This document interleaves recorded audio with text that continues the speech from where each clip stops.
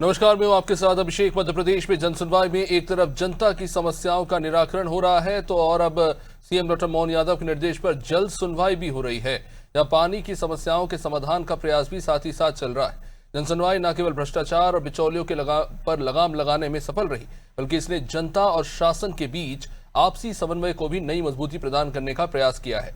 अब इस बीच जनसुनवाई के दौरान कुछ लोग अपनी समस्याओं को लेकर अपना विरोध भी दर्ज करा रहे हैं। कई समस्याएं भी सामने आ रही हैं। क्या इन समस्याओं का भी इतना ही त्वरित तरीके से समाधान हो पा रहा है? इन तमाम संदर्भों में जनसुनवाई की क्या स्थिति है जानने की कोशिश करेंगे, लेकिन उससे पहले देखिए ये रिपोर्ट।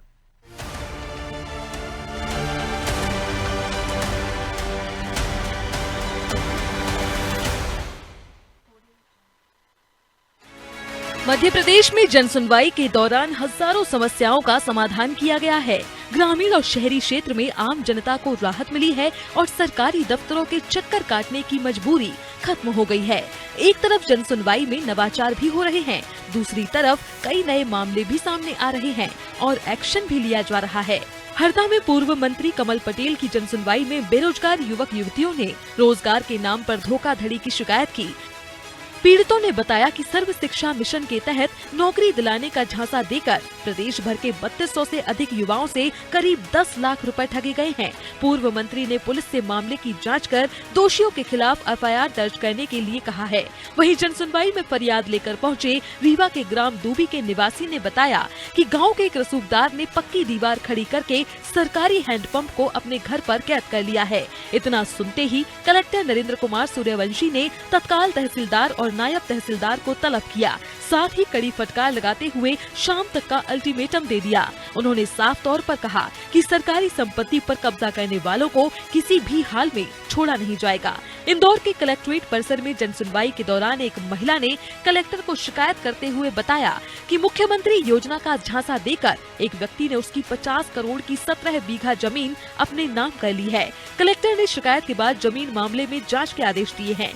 महेश्वर में हुई जनसुनवाई में ठनगांव के किसानों ने शिकायत की कि सिंचाई के लिए जैसे ही नहरें खोली जाती हैं, उनके लहलहाते खेत तालाब में बदल जाते हैं, जिससे फसलें पूरी तरह बर्बाद हो रही हैं। किसानों ने साफ लहजे में चेतावनी दी है कि अगर अगली बार नहर शुरू होने से पहले मरम्मत का काम पक्का नहीं किया गया तो वे उग्र आंदोलन को मजबूर होंगे। जनसुनवाई में मौजूद एसडीएम ने मामले को गंभीरता से लेते हुए संबंधित विभाग के अफसरों को तुरंत जांच करने और समस्या सुलझाने के कड़े निर्देश दिए हैं।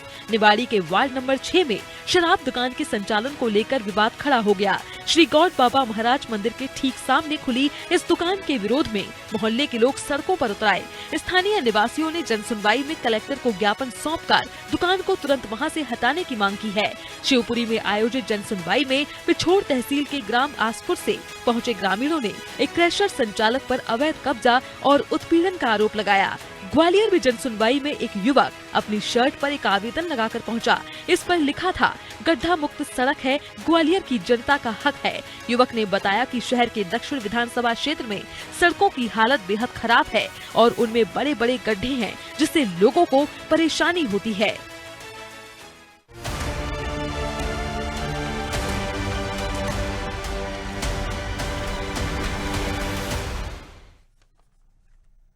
तो कहीं पर पानी की समस्या है तो कहीं पर सिंचाई को लेकर हो रही अव्यवस्था, कहीं पर शराब की दुकानें धार्मिक स्थलों के सामने खोल दी जा रही है तो कहीं पर नहरों की मरम्मत नहीं हो रही। ग्वालियर की तस्वीर तो हमारे सामने है कि किस तरह से वहां पर वाहियात स्थिति हो चुकी है सड़कों की।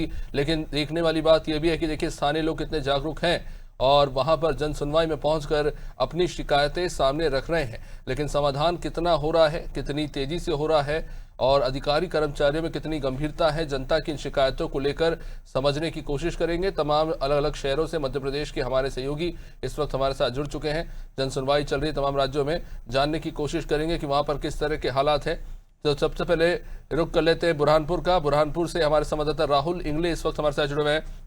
जी राहुल, देखिए जनसुनवाई तो चल ही रही है, लेकिन इन सब के बीच में हम देख रहे हैं कि अत्यधिक गर्मी इस वक्त इस इलाके में पड़ रही है और ऐसे में क्या कुछ तब्दीलियां वहां पर की गई हैं, किस तरह की समस्या आम जनता वहां लेकर पहुंच रही है और वहां पर जो अधिकारी कर्मचारी है उनका क्या रुख है इन शिकायतों को लेकर? मैं बताना चाहूंगा कि जन सुनवाई में भीषण गर्मी के कारण कुछ लोग बहुत कम आए हुए हैं। बाकी जो समस्या होती है, समस्या का निराकरण तो एक बार में होता नहीं है सर। कई समस्याएं कोई 3 महीने से लेकर आ रहा है, कोई 6 महीने से लेकर आ रहा है, और काफी समस्याओं का निराकरण होना बाकी है। या बस अधिकारी द्वारा बताया जाता है कि भाई आप आपस में सामंजस्य बिठा लो, तालमेल बिठा लीजिए। और लोग सर बहुत दूर दूर से आते हैं और यहाँ ना पानी की व्यवस्था है, ना उनको खड़े रहने के लिए कोई व्यवस्था है। अभिषेक जी, जी भैया हेलो। और हेलो जी राहुल, किस तरह की वहां पे अभिषेक जो सबसे ज्यादा समस्याएं आ रही है, क्योंकि जानकारी मिल रही है कि पानी को लेकर बड़ी संख्या में शिकायतें पहुंच रही वहां पे आम जनता के द्वारा, खासतौर से गर्मी के मौसम में जो है ये एक बड़ी चुनौती वहां पे आन पड़ी है। और क्योंकि हम जैसे कि जानकारी मिल रही है कि जन सुनवाई के साथ जल सुनवाई के भी निर्देश मुख्यमंत्री डॉक्टर मोहन यादव के द्वारा दिए गए हैं, तो बुरहानपुर में इसको लेकर क्या कुछ स्थिति? जिस सब मैं बताना चाहूंगा कि नल जल योजना में यहाँ 2 बार अवार्ड मिल चुका है, उसके बावजूद भी नल जल योजना फेल है। यहाँ कई वार्डों में मट मेला गंदा पानी आता है, जिससे लोग बहुत परेशान होते हैं। और ग्रामीण इलाकों में आप जाओगे तो लोग नदी नालों से पानी लाते हैं, कुओं से पानी लेके आते हैं, लेकिन कहीं से कहीं तक उनके घरों में नल के द्वारा पानी नहीं पहुंचाया जाता है। और अधिकारी सिर्फ कागजी कार्रवाई में ही विश्वास रखते हैं सर। जी, तो कह सकते हैं कि एक तरफ जहां जल संरक्षण की तमाम अभियान चलाए गए, लेकिन इन सब के बीच में आम जनता के लिए राहुल इस गर्मी के समय में पानी की विकट समस्या जो है बनी हुई है। जी जी जी जी सर। जी, चलिए आपके पास लौटूंगा मैं। राशिद खान हमारे साथ इस वक्त शिवपुरी से जुड़े हुए हैं। जी राशिद खान साहब, आपके पीछे देख रहा हूँ बड़ी संख्या में लोग आज पहुंचे हैं जन सुनवाई में। क्या कुछ हालात वहां पे, क्योंकि कई महीनों से हम देख रहे हैं जन सुनवाई चल रही है, लगातार इन शब्दों का हम इस्तेमाल करते हैं कि अब जनसुनवाई के चलते सरकारी दफ्तरों में आम लोगों को कतार लगाने की जरूरत नहीं पड़ रही है। जनसुनवाई केंद्र में क्या स्थिति वहां पर, क्या कितना सुधार देखने को मिला इन महीनों में? शिकायतों की संख्या बढ़ी या घटी? जी बिल्कुल, मैं आपको बता सकता हूं कि आज मैं मंगलवार की जनसुनवाई में कलेक्ट्रेट में मौजूद हूं, और आप मेरे पीछे देख सकते हैं कि कितनी लंबी लाइन लगी हुई है। एक तरफ महिला, जो कि आज 42 डिग्री टेम्परेचर है, उसके बावजूद भी यहाँ महिलाएं लगी हुई है, वह उस साइड में पुरुष लगे हुए हैं। और मैं आपको पीछे बताऊंगा कि यहाँ पर भी कुछ पुरुष और खड़े हुए हैं, जिन लोगों को भी अंदर नहीं जाने दिया जा रहा। मैं कैमरामैन से कहूंगा कि पीछे इनको दिखाएं कि यहाँ पर आप देख सकते हैं कि कितने लोगों को यहाँ रोका गया है, और अंदर भी बहुत ज्यादा भीड़ यहाँ मौजूद है। आइए, हमारे साथ में एक यहाँ व्यक्ति मौजूद है, क्या समस्या लेके आया है, इनसे ही सीधे जान लेते हैं। क्या नाम है आपका? श्रीमान, मेरा नाम है जयपाल सिंह, ज्यादा बैठ बैठे। क्या समस्या लेके आया? समस्या है कि सर मेरे ग्राम में आदिवासी बहुल ग्राम है, और आदिवासियों को पानी देने से जो मुख्यमंत्री थे तो 2002-2003 में उनको के पट्टे दिए थे, और इससे पूर्व के दिन पट्टे थे। इनकी निजी खाते की जमीन है लगभग 120 की। उस पे गाँव के जो दबंग माफिया है, सरपंच परिवार है। कौन सा गाँव? इमलोरा गाँव है। यहाँ सीपी से कितना किलोमीटर? शिवपुरी से 80 किलोमीटर बॉर्डर पे ही है। आखिरी गाँव शिवपुरी जिले का वो है, उधर असमर्थ नगर। तो वहाँ पे क्या है, आदिवासियों की 120 बीघे जमीन पर दबंग माफिया कब्जा किए हैं। और ऐसा नहीं है कि आज हम लोग अपनी शिकायत करने आए हैं। आदिवासी 3 वर्ष से लगातार शिकायत कर रहे हैं। तत्कालीन कलेक्टर साहब थे रमेश चौधरी जी। आदिवासी भी आपके साथ? आदिवासी मेरे साथ, बुलाओ उनको। कितने आदिवासी? 3-4 लोग हैं। और भी आज पूरा बोरा लेके आए, जरा बोरे की तरफ दिखाया जरा सा। बोरा आप जो लेके आए, इसके अंदर क्या है? इसके अंदर ये है जो लोग असामाजिक तत्व है हमारे गांव के अंदर, जो अपराधी है, जो माफिया है, जो चोर है, जो डकैत है, वो सरपंच भी है। उनकी पत्नी सरपंच है। तो उन्होंने 2 करोड़ का घोटाला किया पूरी पंचायत में। 2 करोड़ का घोटाला किया। तो इस अब प्रशासन से मैं लगातार माननीय मुख्यमंत्री जी से लेकर माननीय प्रधानमंत्री जी से लेकर ये ह्यूमन राइट्स कमीशन, ये सीबीसी, ये गृह मंत्रालय की चिट्ठी, इन सबके जांच के आदेश होने के बाद अपराधियों को धारा 89 के तहत ना तो राजस्व की वसूली की जा रही है, ना धारा 40-92 के अंतर्गत इनको पद से पृथक करके जेल भेजा रहा है। ये भ्रष्टाचार का सब कुछ रियलिटी है ग्राम पंचायत की। लेकिन जो गुजरात सचिव है, तो जो सीओ है जिला पंचायत के, वो भ्रष्टाचार में डूबे हैं। कौन सी विजयराज जो जिला पंचायत सीओ है, उनको मैं लिखित में ऑडियो वीडियो रिकॉर्डिंग उनको। चलिए मैं लौटूंगा आपके पास। कुछ टेक्निकल समस्या आ रही है जैसे कि आप सुन रहे थे वहां पे। राशिद, मैं लौटूंगा आपके पास। आगे रुक करते हैं। जबलपुर से सोमनाथ हमारे साथ इस वक्त जुड़ चुके हैं। जी सोमनाथ, जबलपुर एक बड़ा शहर और यहाँ पर तमाम तरह की समस्याएं निकल कर सामने आ रही हैं। लोग इनको लेकर जनसुनवाई में भी बड़ी संख्या में पहुंच रहे हैं। एक जो मामला है और जिस पर सबकी नजर पड़ रही है वो ये है कि रोजगार दिलाने के नाम पर नौजवानों के साथ पैसे लेकर जो ठगी की जा रही है वो कहीं ना कहीं एक बड़ी चुनौती बना हुआ है पुलिस के लिए भी, और इस तरह की शिकायतें जनसुनवाई में भी पहुंच रही है। देखिए, जनसुनवाई में तो सभी तरह के मामले लगातार आ रहे हैं। लगातार किसान अपनी समस्याएं लेकर आ रहे हैं। जो गरीब वर्ग है, राशन नहीं मिल पा रहा है, राशन की कई समस्याएं, दुकानें नहीं खुल रही हैं, और यहाँ तक कि जो मकान के नामांतरण नहीं हो रहे हैं, उस तरह की बहुत सारी समस्याएं लेकर आ रही है। अब जैसे गर्मी शुरू हो गई है, जल संकट भी लगातार अब शुरू हो गया है, पानी नहीं आ रहा है, पाइपलाइन फूटी हुई है कई जगह। तो इस तरह की नगर निगम में भी शिकायत, पुलिस अधीक्षक कार्यालय की अगर बात तो वहां पर लगातार थानों में सुनवाई ना होने की वजह से पुलिस अधीक्षक कार्यालय में लोग अपनी समस्या लेके आ रहे हैं। अगर थाने में सुनवाई नहीं होती तो अभी हम जिला कलेक्ट्रेट में खड़े हैं और कलेक्ट्रेट का भी यही हाल है, लेकिन गर्मी की वजह से लोग आने की संख्या में कमी आई है, लोग कम आ रहे हैं, क्योंकि लगातार जिस तरह तापमान बढ़ रहा है, धूप लगातार तेज हो रही है, तो ये 11 बजे से 1 बजे तक जो जनसुनवाई है उसमें संख्या में कमी आई है। बहुत ही ज्यादा अति आवश्यक जो लोग हैं, जो शिकायत करने आए हैं, वही शिकायत करने के लिए आए हुए हैं। लगातार देखने में, शिकायत करने में, आज भी जो सुबह से आए हुए हैं उनमें किसानों की प्रमुख समस्याएं हैं। किसानों को स्लॉट नहीं मिल रहा है, उनको खरीदी केंद्र में दिक्कतें आ रही है, तो उन सबको शिकायत करने के लिए वो आए हुए हैं। और पिछला भुगतान भी कई किसानों का नहीं हुआ है, उसको लेकर भी लोगों द्वारा की गई है। जमीनी मामले लगातार बढ़ते जा रहे हैं, अवैध कब्जे हुए जा रहे हैं, एक ही नाम पे कई नामांतरण किए जा चुके हैं, उसको लेकर भी है रजिस्ट्री डिपार्टमेंट की भी शिकायत की गई है कि एक ही व्यक्ति के नाम पे 2 रजिस्ट्रियां अलग अलग हो गई है। तो ऐसा करके कई शिकायतें आ रही है, जिसको लेकर अब जन सुनवाई में सुनी जा रही है और इसमें वरिष्ठ अधिकारियों द्वारा निर्देश दिए जाएंगे। लेकिन सबसे प्रमुख बात यही कही जा रही है कि जन सुनवाई में जो लोग आते हैं उनको कई बार चक्कर लगाना पड़ता है, सुनवाई एक बार में नहीं होती है, कई बार चक्कर लगाना पड़ता है। तो उनका यही कहना है कि इसमें सुधार की आवश्यकता है और एक बार में ही जन सुनवाई में निराकरण किया जाना चाहिए, क्योंकि मुख्यमंत्री के भी निर्देश है कि जन सुनवाई का स्तर हमने यह रखा है कि लगातार जन सुनवाई में जो शिकायतें आए उनका तुरंत निराकरण किया जाए। हाँ, लेकिन सोमनाथ, एक बात जो निकल कर सामने आ रही है कि ये जो मामले है, चाहे जमीन निस्तारण के मामले हो, खेती से जुड़े हुए मामले हो, इसमें सीनियर अधिकारियों तक जन सुनवाई के तहत शिकायतें तो पहुंचती हैं, लेकिन जब बात आती है उस पर कार्य करने की तो निकल कर सामने आ रही है कि इस मामले में जो पटवारी से लेकर तहसीलदार जो है हिला हवाली करते हैं और इसी के चलते बार बार लोगों को चक्कर लगाना पड़ता है। देखिए, क्या इसमें सबसे प्रमुख तौर पर यह देखा जाता है कि जिसके खिलाफ हम शिकायत कर रहे हैं उसी को जांच में दे। जैसे अभी पूर्व में जिला शिक्षा अधिकारी के खिलाफ ही शिकायत करने के आई, जांच जिला शिक्षा अधिकारी को ही दे दी गई है। इसी तरह जिस एसडीएम और तहसीलदार के पास शिकायत की जाती है वरिष्ठ अधिकारी, उसी को जांच के लिए दे दिया जाता है। तो ये इस तरह गलत है, क्योंकि अगर किसी व्यक्ति की शिकायत करे तो जांच कोई और व्यक्ति की करे और शिकायत का निराकरण करे, तो जहां से फाइल आती है वहीं को वापस चली जाती है। एसडीएम के चक्कर लगा लगा के परेशान है व्यक्ति नामांतरण, उसके लिए जब वो जिला कलेक्टर से मुलाकात करती है तो वो फॉरवर्ड होकर वापस एसडीएम के पास ही चली जाती है। तो वापस उसी जगह पे जाना है जहां पर हमेशा वह चक्कर लगा चुका है, तो उसका निराकरण और नहीं हो पाता। ये प्रमुख समस्या है, इसमें सुधार की आवश्यकता अति आवश्यक है। निश्चित रूप से। सोमनाथ, एक और बड़ा मामला जो निकलकर सामने आ रहा है कि अप्रैल से जो नई शराब की दुकानों का आवंटन हुआ है, उसके बाद हम देख रहे हैं जबलपुर के कई अलग अलग इलाकों में जो है स्थानीय लोग विरोध कर रहे हैं। कुछ लोग कह रहे हैं कि धार्मिक स्थानों के पास में शराब की दुकानें खोल दी गई, और कुछ लोग ये भी शिकायत कर कि रहवासी इलाकों के बेहद नजदीक शराब की दुकान खोल दी गई, जिसको लेकर बार बार लोग शिकायत लेकर पहुंच रहे हैं, पर कोई समाधान नहीं निकल रहा।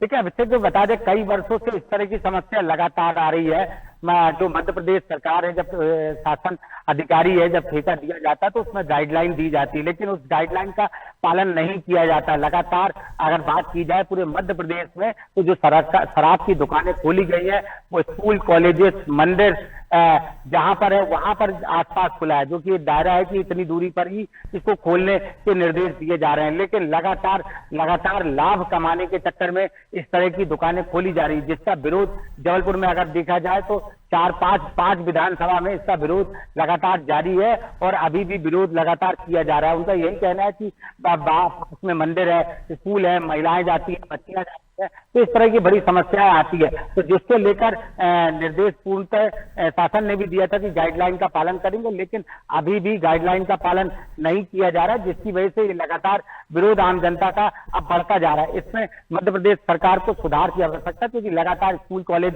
और जो मंदिर है वहां आसपास ये दुकानें नहीं होनी चाहिए। जी।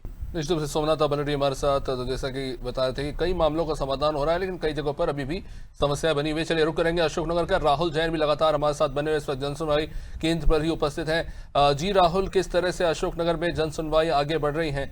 कई मामले बड़े कॉमन हैं, चाहे जमीन से जुड़े हुए हों, निस्तारण के अलग अलग मामले ग्रामीण क्षेत्रों से आ रहे हैं। किस तरह वहाँ पे व्यवस्था काम कर रही है? जी, आपको बता दूं कि अशोकनगर कलेक्ट्रेट में जन सुनवाई का आयोजन तो किया जाता है। आला अधिकारियों को आदेश भी देते हैं आवेदक के निराकरण के लिए, और आवेदक को भी आश्वासन दिया जाता है कि आपको समस्या का निराकरण हो जाएगा। लेकिन मुख्य कारण है कि उनकी समस्या का निराकरण नहीं होता है, और जो अधिकारी हैं आवेदकों को 1-2 महीने में इकट्ठा करके या तो कलेक्ट्रेट के बाहर जला दिया जाता है, या आवेदक जो आवेदन लेके आते हैं उनको फेंक दिया जाता है। एक आवेदक है, उनसे जानते हैं पूछते क्या समस्या लेके आए, क्या समस्या है, और कलेक्ट्रेट में कब से आ रहे हैं? सर, कलेक्टर में आ रहा हूँ 5-6 दिन हो गया। क्या समस्या है? समस्या है, मेरी लड़की 8-9 साल की है। मैंने सरकारी हॉस्पिटल साड़ोराम जिसका इलाज करवाया सर 21/7/2025, जैसे 21/7/2025 से जुकाम खांसी का इलाज करवाया। जैसे ही पर्चा बना के डॉक्टर साहब ने वहाँ पे पहुँचाया, जैसे नर्स ने इंग्रेसा मेरी बच्ची के लगाया ना, उस दिन से आज तक मेरे बच्ची का इतना पतला पाँव पर है, 1% मेरे तरफ इंजेक्शन गलत लगा दिया। आपने साड़ोरा अस्पताल में अधिकारियों से बात नहीं की, शिकायत की उनकी? शिकायत बोला बड़े सर भी आए वहाँ पे डॉक्टर की, तो उन्होंने हमें 5 बजे तक शाम तक बैठा के रखा। वे नर्स थी किस्मू जाट नर्स का नाम है, उसका पति का नाम है राजू। अधिकारी द्वारा क्या कहा गया आपसे? अधिकारी द्वारा देखा है ऐसे केस बहुत से होते हैं, मेरी बच्ची के जीवन का कोई महत्व नहीं है इस शासन में, तो मैं इसे यही अपील कहना चाहता हूँ, कम से कम हर अधिकारी को ऐसी लगाम लगनी चाहिए। कलेक्टर साहब ने क्या आश्वासन दिया? कलेक्टर साहब को मैंने आश्वासन दिया, तो सीओसी सर का मेरा आवेदन पहुंचा कलेक्टर साहब से। सीओसी सर का आवेदन पहुंचा तो सीओसी सर में होने लगी कि ऐसे केस बार बार होते हैं, कई लोग मर जाते हैं। मैं कैमरामैन से कहूँगा एक छोटी सी बच्ची को दिखाइए। एक छोटी सी बच्ची है 9 साल की, और ये डॉक्टर को द्वारा जो लापरवाही बरती गई है, तो एक बच्ची का जीवन क्या उसका कोई महत्व नहीं है? और एक और आवेदक है, इनसे जानते हैं क्या कुछ समस्या लेके आए? सर, हम गवर्नमेंट को पूछने आए हैं, पानी की भारी समस्या बेकार है, पंचायत है की कोई सुनवाई नहीं करे, और 6 बार कलेक्टर साहब को, अभी कलेक्टर वर्तमान में कलेक्टर साहब हैं, उनको हम 6 बार शिकायत कर चुके हैं, और 8 महीने से मोटर खराब है। वर्तमान में कोई सुनवाई नहीं है, पानी की तराई पब्लिक 12-13 लोग पर पब्लिक है, वहाँ पे कोई सुनवाई नहीं है। पानी कहाँ से लेके आते हैं फिर? पानी सर 8 पानी लेके आते हैं, छपराई बिजौरी पानी पीने के लिए कोई व्यवस्था नहीं है, चलाना पड़ता है। सरपंच को बताया आपने? सेक्रेटरी को बताया, सरपंच कई बार बता दिया है, और कलेक्टर साहब को यहाँ वर्तमान में कई बार बता चुके हैं, लेकिन कलेक्टर साहब जिला अधिकारी को बता रहे हैं, लेकिन यहाँ कोई सुनवाई नहीं हुई कलेक्टर साहब को। हमारी मुख्यमंत्री कब से आ रहे हैं कलेक्टर? पहले 8-10 मंगलवार हुआ हमारी मुख्यमंत्री की मांग है सर, तो हमारी सुनवाई की जाए। 8-9-13 तो गाँव 13 लोग रहते हैं गाँव में। राहुल, वहाँ के जो स्थानीय जनप्रतिनिधि है, सरपंच है, क्या उनसे उन्होंने शिकायत करी और कहा उसके निस्तारण के लिए उन्होंने क्या कहा? सरपंच और जनप्रतिनिधि से आपने शिकायत की इस बारे में? हाँ, कलेक्टर साहब को शिकायत किया हमने, और हमारे गाँव के सरपंच साहब हैं, उनके सर कई बार बता चुके हैं, लेकिन कोई सुनवाई। क्या कहा जाता है सर? वो क्या देते हैं, हो रहा है सर, कई बार दे चुके हैं कलेक्टर साहब को, यही कह देते हैं हो रहा है, पीएच यही कह देती है सर, हो रहा है, कुछ नहीं हो रहा है। झूठी आश्वासन दे दे के परेशान किया जा रहा है जनता को। एक तरफ सरकार की लाखों योजनाएं चलाई जा रही हैं, उसके बाद भी इस भीषण गर्मी में अगर लोग पानी के लिए त्राही हो रहे हैं, तो ये कहाँ का न्याय है? निश्चित रूप से राहुल, ये बड़ा गंभीर मामला है कि किस तरह से देखिए लोग इतनी गर्मी में वहां पहुंच रहे हैं। 8 महीने से शिकायत की जा रही है, उसके बावजूद वहां पर पानी की कोई व्यवस्था या फिर वैकल्पिक व्यवस्था भी नहीं की गई। बहुत बहुत शुक्रिया सोमनाथ, बहुत बहुत शुक्रिया राहुल, बहुत बहुत शुक्रिया राशिद, बहुत बहुत शुक्रिया राहुल आप सभी का। लेकिन देखिए जनसुनवाई में हम आपको सिर्फ ये दिखाने की कोशिश नहीं करते कि वहां पर सिर्फ कितना अच्छा काम हो रहा है, हम ये भी दिखाने की कोशिश करके कितनी तरह की समस्याएं वहां पर पहुंचती हैं और कितनी तरह की व्यवहारिक चुनौतियां वहां पर हैं इन समस्याओं का समाधान करने के लिए। तो जाहिर तौर पर हो ये रहा है कि जनसुनवाई को जिस उद्देश्य के साथ शुरू किया था वो आगे तो बढ़ रहा है, लेकिन कहीं ना कहीं इसकी धीमी गति जो है थोड़ी धीमी पड़ती नजर आ रही है, क्योंकि समय के साथ नई नई चुनौतियां वहां पर निकलकर सामने आ रही है। चाहे आपराधिक मामले हो, चाहे पारिवारिक झगड़ों के मामले हो, अवैध कब्जों के मामले हो, या फिर नौकरी के नाम पर झांसा देने का मामला। और इस वक्त जल सुनवाई जो सबसे ज्यादा महत्वपूर्ण है मई की इस गर्मी में, उसको लेकर भी कहीं ना कहीं प्रशासन के सामने एक बहुत बड़ी चुनौती और जाहिर तौर पर इस पर तेजी से काम करने की जरूरत है। इसी के साथ इस कार्यक्रम में फिलहाल इतना ही। आप देखते रहिए अनादि टीवी। नमस्कार।